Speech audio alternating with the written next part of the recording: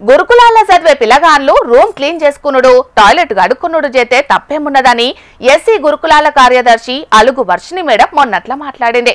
ఇక ఆ మాటల మీద జాతీయ ఎస్సీ కమిషన్ కూడా కోపానికి వచ్చింది. అట్లెందుకన్నవో చెప్పకుంటే కఠిన చర్యలు తీసుకుంటామని కూడా వార్నింగ్ ఇచ్చింది. అదట్లుండగానే ఇప్పుడు గీడ చూడుండ్రి పిల్లలు ఏం చేస్తున్నారో. పుస్తకాలు పెన్నులు పట్టుకోవాల్సిన చేతులతోని విద్యార్థులు ఏం చేస్తున్నారో చూస్తున్నారానులా.